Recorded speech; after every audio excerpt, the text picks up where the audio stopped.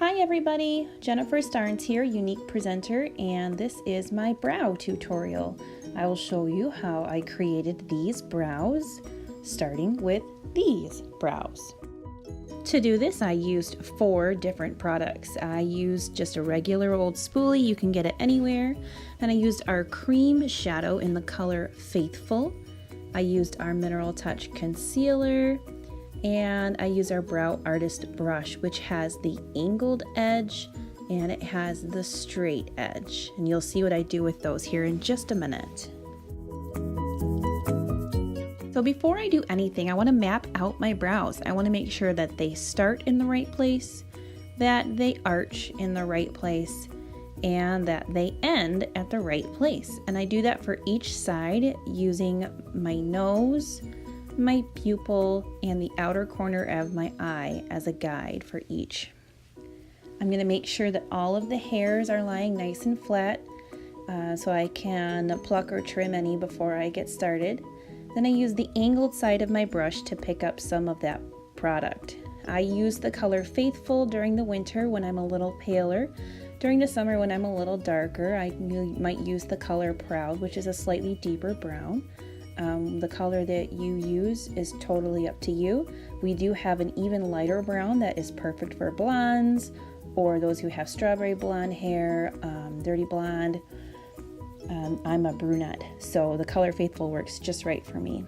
What I do is I start out by drawing the lower border of my brows and then the upper border of my brows, and I use very little pressure, very little product, very small strokes to make sure that I'm mapping them out correctly. Here I'm just finishing up that top border. And I'm going to fill in the center to try and give it some more color and darken them in, make them look a little bit thicker because my brows are a little bit on the thin side.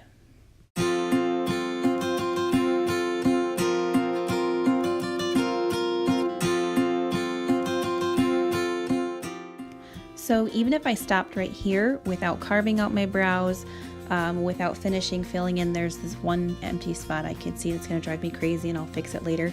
I really feel like there's a dramatic difference in my face from one half to the other.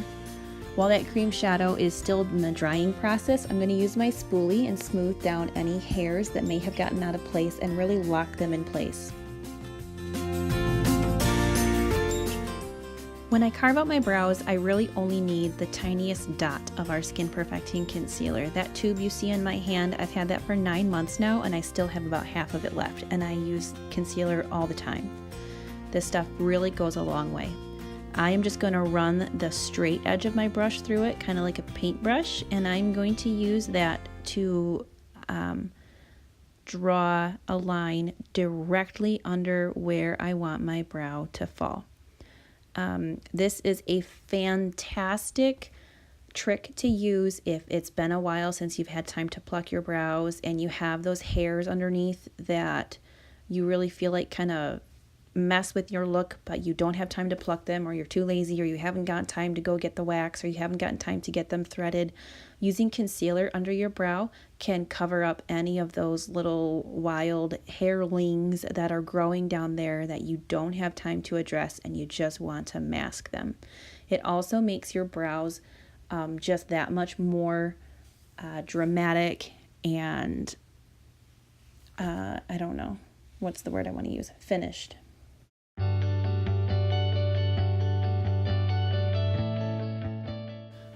Once I have my brows mapped out and carved out, I'm just going to take the pad of my ring finger like you see me doing here and blend, blend, blend, blend, blend until it's not such a harsh difference. I don't like brows that look unnatural. I just want my face to look more defined. And here I am, here I go. You see I'm filling in that empty spot that was going to drive me crazy if I didn't.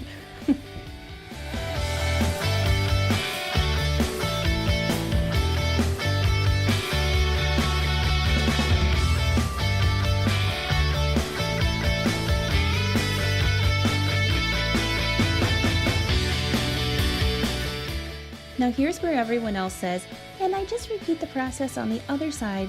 That's not even possible. I don't know anybody who can just do what they do on one half of their face on the other half of their face. because you have to move your mirror position, you have to adjust how you hold your hand unless you're completely ambidextrous and you can wield a brush like a master in either your left or your right hand. It's difficult to get your brows to match. I never have gotten matching brows. I can get them close to matching, but I can't get them matching, and you're going to see that I'm going to stop and realize here in about a second that these brows are not at all the same shape. Like, not at all. So I'm going to attempt to round this one out a little bit more.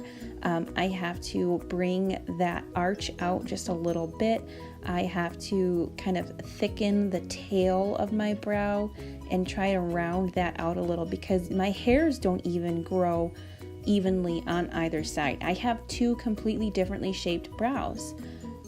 So getting them to match is always a bit of a struggle, and now you see I've gone a little too thick on the tail, but that's the beauty of using concealer to carve out your brows, is that now I can kind of correct that and thin that out a little bit again, since it was too thin, then I made it too thick, and now I need to thin it out just a little bit again. So do not despair if you can't get your brows to match perfectly. I don't know anybody whose brows match perfectly, and when they do match perfectly, sometimes they don't look natural. I look at their brows and I'm like, wow, your brows match perfectly. You must have taken an hour doing that. Those don't look like your brows at all. I don't know anybody whose eyebrows naturally are perfect. So don't despair. And I've been doing brows for about 9 months now, and I still feel like every time I do them, I mess up somewhere and need to fix it or start over. So don't freak out, don't despair, don't be sad. Just rock the brows that you create, because they're yours. You made them. So we are reaching the end of this brow tutorial. If you guys have any questions, please don't hesitate to ask. If you need color matching help, I am your girl. But these are the finished product, and I'm really happy with how they turned out. Thanks guys for watching. Bye!